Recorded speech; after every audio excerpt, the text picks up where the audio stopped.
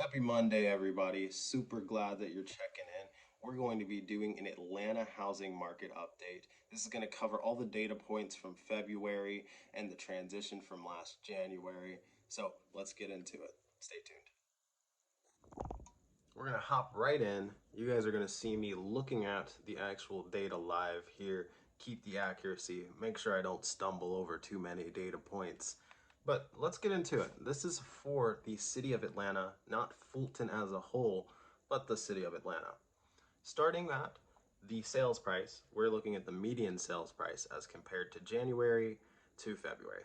So in January, we were sitting at $385,750. In, wow, gosh, guys.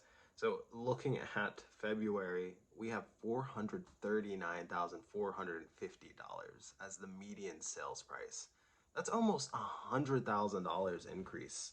I mean, I can't math, right? But it's like 50, 60 grand.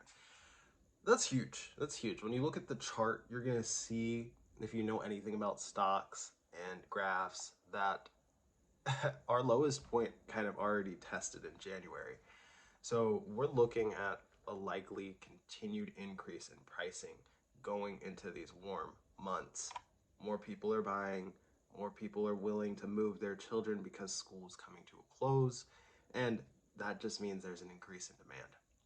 So we're going to carry on here. So the next data point we're going to look at is how many new listings were there compared to January versus February.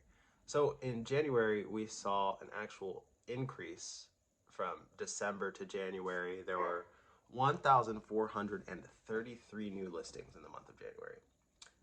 February, we only saw 1,396. That's a decrease. That means that there's less supply. So we haven't had an increase in supply, and the demand continues to grow with the median sales price continuing to increase. This is not looking good. This is really not looking good this summer. Overall, while there haven't been very many new listings for sale, we're seeing an increase in the amount of time that homes are staying on the market. And that means since January, the total amount of homes for sale in Atlanta was 2,647. It increased overall to 2,905 in February. So there are more houses overall available on the market, but based on the fact that things are sitting a little bit longer, that could tell me that they're lower quality housing products. So let's go and look at the data point on how long these houses are actually sitting. Based on January, houses were sitting on an average of 31 days. Now we are seeing here in February, houses are only sitting for an average of 27 days. That's actually a significant decrease. So 3 days decrease, 4 days decrease rather. That tells me that the buyers are picking up. People are having to make decisions. It's crunch time. It's moving time. You either lease or you buy. You lease or you buy. And people are opting to buy because the cost to get into a home is getting really, really close to the cost to rent a home. Now, if we're looking at these data points, the days on market are decreasing. We have median sales price increasing. We don't have as many new homes coming to the market. The supply and demand factors are staying steady. If not, the demand factors are shooting up right now because the supply factors have not given enough to support a decrease in price. We need more supply, guys. We need a lot more supply. So if you're trying to sell your house in this economy, it's really not a bad time to consider it, just based on principles alone. So we're going to cover maybe the most important final price, or sorry, data point, and that's the closed sales. We want to know how many of these houses are actually selling at these prices. Now, we have a crazy high median sales price, and we saw a decline in actual closed sales in January, which is very typical. I don't want you to think that this is abnormal or that the economy is shifting in some sort of crazy way. People don't move during the winter season. Look at me. Look at me. People don't move during the winter season.